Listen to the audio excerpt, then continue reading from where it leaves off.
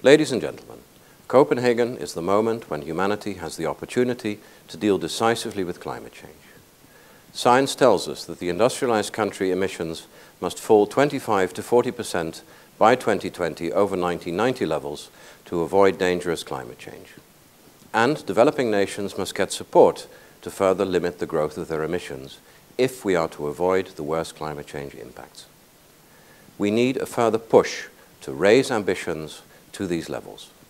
But there is also no doubt that in the past few months, a common political will to make Copenhagen a success has been rising. At this historic point in time, ICAO has an urgent role to play to help make this agreement achievable and believable. First, because aviation already accounts for about 2% of global man-made greenhouse gas emissions. The latest forecast from the Group on International Aviation and Climate Change also forecasts large rises by 2050 unless they are checked. Second, because aviation has a high profile and has the power to lead by example in addressing climate change. As you convene to discuss these GAC recommendations and consider further steps for the sector, parties to the UNFCCC are meeting in Bangkok. They are working in detail on the substance of the negotiating text for Copenhagen. This contains a number of proposals to include emissions from international aviation in a Copenhagen outcome. I strongly encourage you to ask yourselves what is required right now to contribute to a meaningful Copenhagen deal.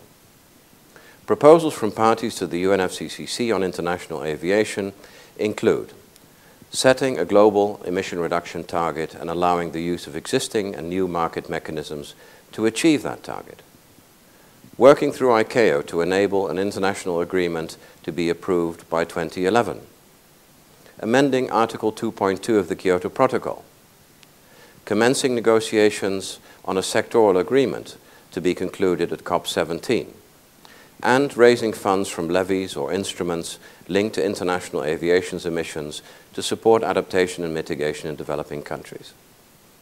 The Convention is based on the principle of common but differentiated responsibilities. ICAO, on the other hand, is based on the fair and equitable treatment of all airlines. Innovative thinking is needed to apply these principles in a way that proposes actions that can be acceptable both under the UNFCCC and ICAO. Parties to the Convention delegated the limitation or reduction of these emissions to ICAO 12 years ago. Possible solutions are available, and now is the time to be clear, to inform COP15 of practical actions to regulate international aviation's emissions and to offer the developing world support. For example, using obtained revenues resulting from any scheme to limit or reduce emissions to assist developing countries in addressing climate change would be in line with the provisions of the Convention. I hope that your high-level meeting can agree meaningful goals to limit and reduce emissions and agree an effective implementation framework, including deadlines to achieve this. I'm aware of your work on operational and technical measures to reduce emissions and of your work towards market-based measures. I hope you can successfully finish this work. It's encouraging that a group of airlines is calling for the inclusion of aviation in the Copenhagen Agreement, and ICAO may want to take this into consideration. Parties to the UNFCCC are looking forward to receiving ICAO's input. I hope that this meeting will be a major step towards that, and I thank you.